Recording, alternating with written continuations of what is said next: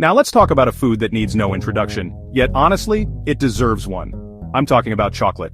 It's a word understood in nearly every language on this big blue marble. We find it in humble candy bars at the checkout counter, and in exquisite, expensive creations in fancy shops. It's a comfort food, a celebration staple, and sometimes just a Tuesday afternoon necessity. But have you ever stopped to ponder the incredible, globe-spanning journey this treat takes just to get to your pantry? It's a story of agriculture, chemistry, and artistry, all wrapped up in one delicious package. It's more than just a sweet. It's a culinary phenomenon with a history as rich as its flavor. The story of chocolate doesn't begin in a shiny factory or a pastry chef's kitchen. No, our story begins in a very specific, very warm part of the world. It starts with a tree, a rather particular tree called Theobroma cacao. That's a fancy scientific name, and it literally translates to food of the gods. This tree is the sole source of the cocoa beans. Our journey begins in a narrow band around the Earth's equator, a region often called the Cocoa Belt. This is where the Theobroma cacao tree thrives in warm, humid climates. Côte d'Ivoire, Ghana, Indonesia, Ecuador. These trees are a bit fussy, they don't like direct sunlight. They prefer to grow in the understory, sheltered by larger rainforest trees. The cocoa pods don't hang from branches like apples. They sprout directly from the trunk and main branches. Pods look like oversized footballs. Green, yellow, red, purple. Harvesting isn't done by machines. It requires a human touch and a sharp eye. Farmers select only ripe pods. By color. By the sound when tapped. Pods are cracked open with a practiced whack from a machete. Inside, not chocolate. 30 to 50 almond-sized beans in sweet white pulp. That pulp is crucial for fermentation. Beans and pulp are scooped onto banana leaves. They are covered and left to sit for several days. Wild yeasts are drawn to the sugary pulp. Bacteria join in. Natural fermentation kicks off. The magic begins.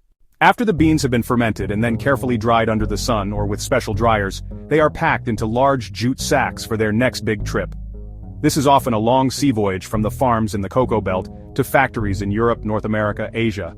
Upon arrival, the first order of business is cleaning. The beans are passed through machines that sift out any stray twigs, stones, or bits of jute sack. Then comes another critical step for flavor development: roasting. Just like with coffee beans, roasting is an art and a science, a delicate dance of time and temperature. The beans tumble inside large, rotating drum roasters, where they are heated to temperatures between 250 and 320 degrees Fahrenheit. The exact temperature and time depend on the type of bean, its origin, and the desired flavor profile. A light roast might bring out delicate fruity or floral notes, while a darker, longer roast will develop those deep, classic chocolatey and nutty flavors. Once roasted to perfection, the beans need to be shelled. They are sent to a winnowing machine, which first cracks the beans into smaller pieces. What remains are the pure, broken pieces of the cocoa bean, now called cocoa nibs. The cocoa nibs, which are about 50 to 55% fat, this fat is cocoa butter, are fed into a series of powerful grinders or mills. The intense friction and pressure of the grinding process generate heat, which melts the cocoa butter within the nibs. The solid nibs are ground down so finely that they transform into a thick, dark, flowing liquid. This unsweetened, unadulterated liquid is known as chocolate liquor or cocoa mass. Once we have the pure chocolate liquor, it's time to decide what kind of chocolate we're making. For dark chocolate, the liquor is mixed with sugar, often with a little extra cocoa butter for a smoother mouthfeel. For milk chocolate, milk powder, condensed milk, sugar, cocoa butter. White chocolate is a different beast altogether. It contains no cocoa solids, only cocoa butter, sugar, milk solids. Next comes a process that separates good chocolate from great chocolate: conching. The mixed paste is placed into a conche machine. The machine contains large rollers and paddles that knead and agitate continuously. This can last from a few hours to several days.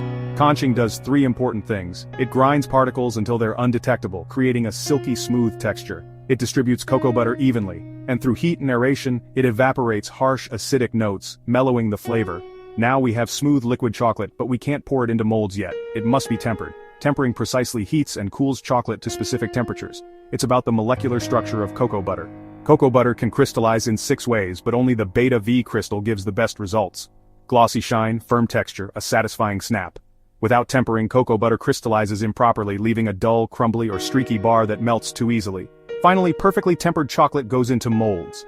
Liquid chocolate is poured into bar molds. The molds are vibrated to remove air bubbles. They might be plain or have nuts, fruits, or spices added.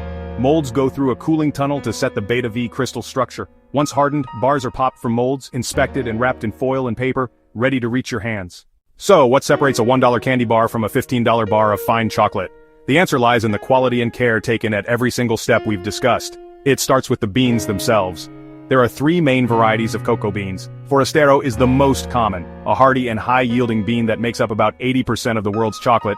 It's the workhorse bean. Criollo is rare, delicate, and difficult to grow, producing complex, often fruity or spicy flavors. Trinitario is a hybrid, balancing good flavor with hardiness. Fine chocolate often uses the rarer Criollo or high-quality Trinitario beans. Another key factor is the bean-to-bar philosophy. In contrast, fine chocolate makers are often bean-to-bar, controlling the entire process and sourcing raw beans directly from specific farms or regions. This allows them to choose the best quality beans. It lets them fine-tune the roasting, the grinding, and the conching processes, all to bring out the unique flavor profile, the terroir, of that specific origin. The percentage of cocoa listed on the package is also a significant indicator of quality, especially in dark chocolate. A 75% dark chocolate bar, for example, is 75% cocoa products and 25% sugar. Some of the most expensive and revered chocolates, like Toac in Ecuador, which uses hyper-rare national cocoa, can cost hundreds for a single bar. These products emphasize aging, single-origin sourcing, and meticulous care. Knowing the secret journey of chocolate, from the farmer's hand-picked pod to the chocolatier's precise tempering, transforms it. It's no longer just a candy, it's a piece of edible art, a product of nature and science. A story of global craftsmanship that makes every single bite that much more special.